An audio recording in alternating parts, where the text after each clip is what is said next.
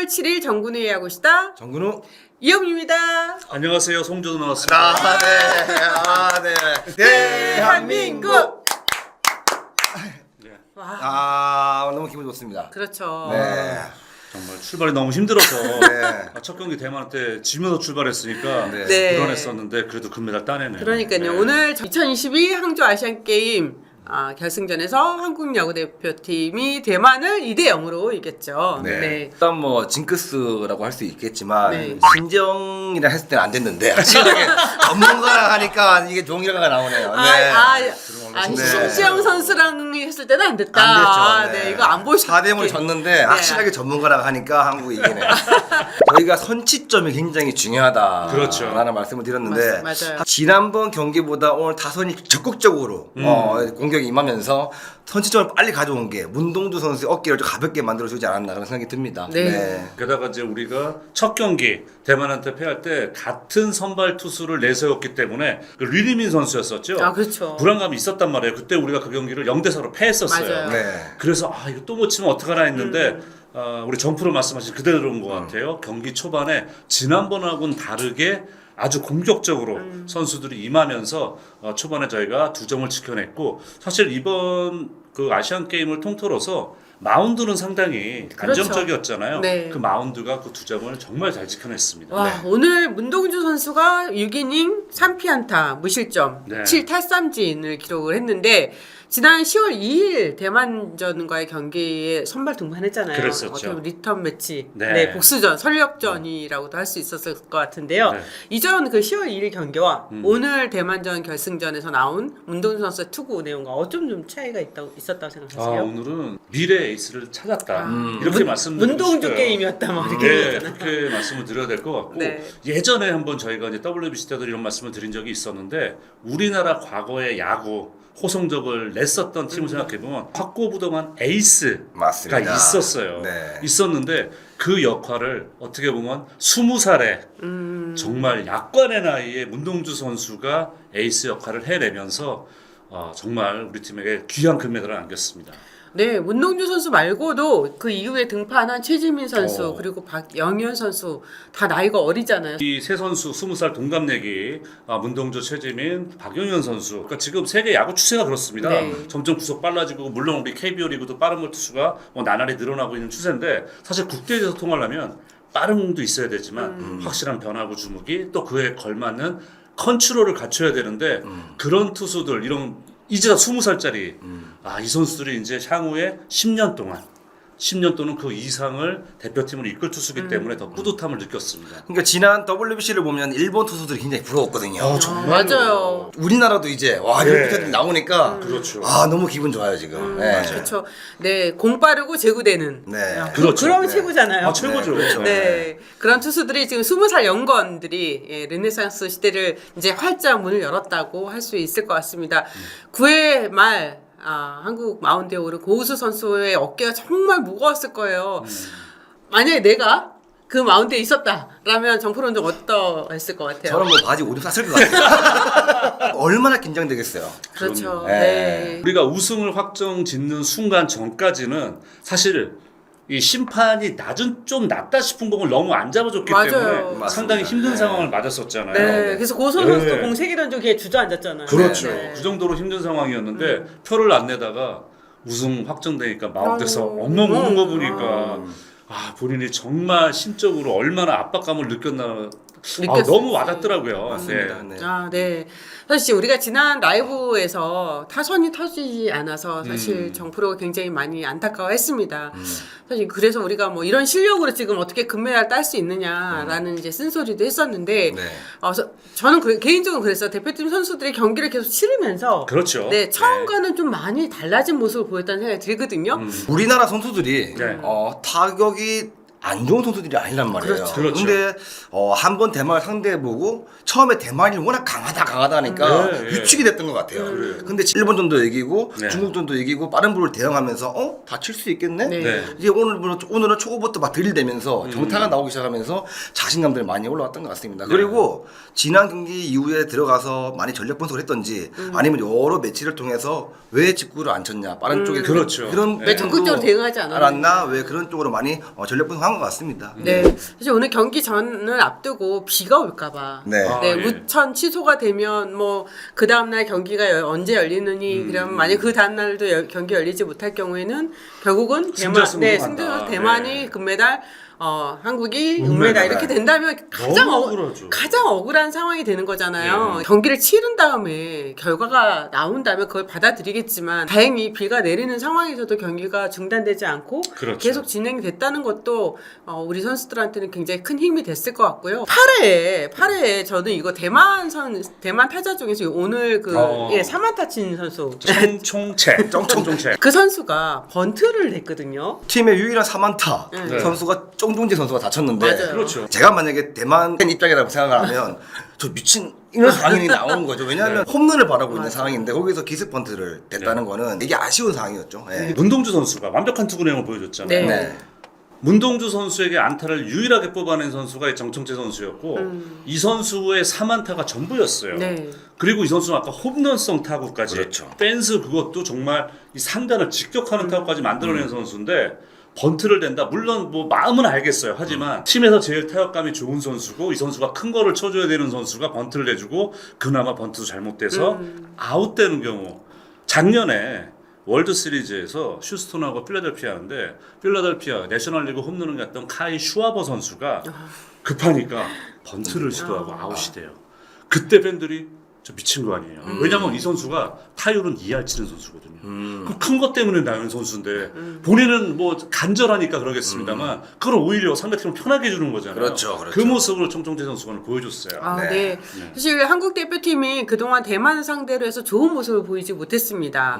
네, 자카르타 팔렘방 아시안 게임에 또 2019 프리미어 12 그리고 또 이번 대회 조별리그에서도 0대4 무기력 패배를 하면서 대만이 참 우리한테는 어느 순간부터 일본보다는 더 네. 상대하기 어려운 난적으로 손꼽혔는데 오늘 결승전을 통해서 깔끔하게 좀 씻겨줬던 것 같아요. 어떻습니까? 그렇죠. 뭐 최근에 이런 국제대회 아시안 게임 만났을 때 대만한테 3연패를 당했어요. 게다가 첫 경기 패했단 말이에요. 네. 정말 큰 부담이 됐을 텐데 이 결승전에 와서 저 사실 이런 생각이 있었거든요. 오늘 비예보가 있어서 우리 선수들이 더 공격적으로 나오는 거 아닌가. 네. 이렇게 해서 일단 점수 우리가 이기고 보자. 앞서 나가는 생각이 있는 거 아닌가 했는데 어쨌든 우리가 탄탄한 마운드가 있었기 때문에 그렇게 적은 점수를 내더라도 좀 지켜낼 수가 있었고 초반에 선수들의 공격적인 모습이 잘 먹혔다고 보입니다. 네. 사실 이번 대표팀이 선수 전력을 짜는 상황에서도 제한 조건, 선발 자격 제한 조건이 있었잖아요. 어느 역대 국제대회보다는 나이 어린 선수들이 많이 포함이 됐던 터라서 우리가 지난번에도 이 베테랑의 부재, 베테랑 좀 구심점 역할을 할 수 있는 그 선수가 보이지 않아서 좀 걱정이다라고 말씀을 드렸었는데 힘을 이렇게 모으면 네. 우리도 이렇게 할 수 있구나 하는 거를 좀 여실히 보여준 것 같습니다. 지난번 저희가 라이브 끝나고 네. 댓글이 정말 많이 달렸습니다. 그렇죠. 한 가지 이런 댓글이 제 눈에 띄었습니다.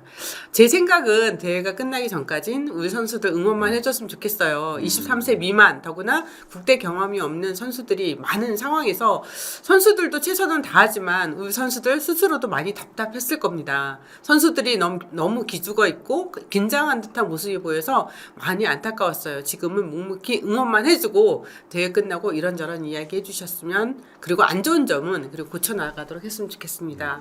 정말 좋은 말씀이시죠? 그러네요. 네. 전 솔직히 말씀드리면 뭐 김영준 포수가 못했다는 게 아니에요. 못했다는 게 아니라 젊은 선수를 위주기 때문에 포수는 좀 베테랑 선수를 하나 좀 데려갔었으면 어땠을까라는 생각은 솔직히 저도 개인적으로 했어요. 네. 했는데 뭐 김영준 선수가 솔직히 타석에서 두드러진 모습을 보이지 못했지만은 그래도 끝까지 처음부터 첫 경기부터 마지막 결승까지 안방원인 자리를 지켜내면서 맞아요. 좋은 역할. 우리가 정말 마운드 싸움에서는 일본이나 대만이나 그쪽 투수들도 수준이 높았잖아요. 맞습니다. 그렇기 때문에 이런 젊은 수를 잘 이끌었다는 데서 박수를 보내고 싶습니다. 네. 네. 그리고 이번 대표팀에서 또 가장 좀 아쉬웠던 부분은 이제 타선의 응집력이라고 할 수 있을 것 같은데요. 네. 우리나라가 사실 추신수, 이대호, 정근우, 김태균 선수 등과 같이 이제 82년생들. 그렇죠. 네. 그리고 박병호, 유현진, 강정호, 김현수 선수의 이제 86년에서 87년생들.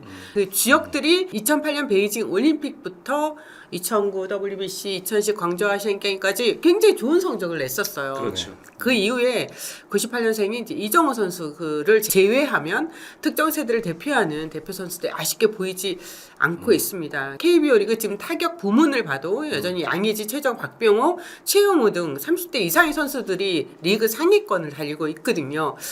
지금 대표팀에 소집된 23세 노시안 선수가 31개의 홈런으로 리그 1위에 올라 있지만 홈런 순위가 10위까지 25세 이하 국내 선수는 노시안 선수가 지금 유일합니다. 그러다 보니까 타자 포지션에서 어떻게 보면 좀 지지부진한 그런 세대 교체가 이루어지고 이렇게 진행되고 있다는 생각이 드는데 이 부분에서 좀 정부는 어떻게 생각하십니까?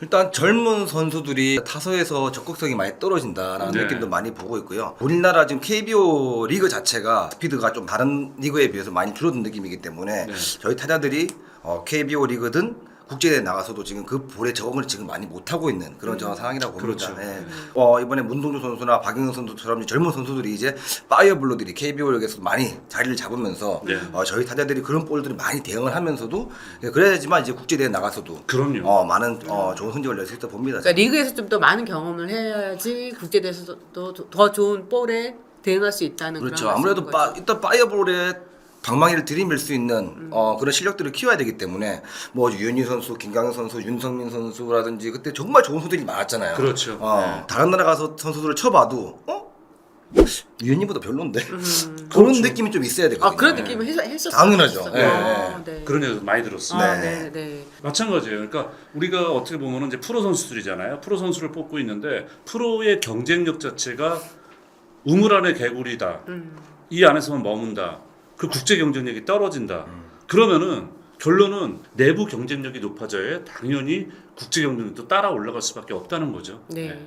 대표팀 운영에도 좀 말들이 많이 있었습니다. 네. 대회 전부터 대회 진행 중인 가운데에서도 끊임없이 논란이 이어졌는데요.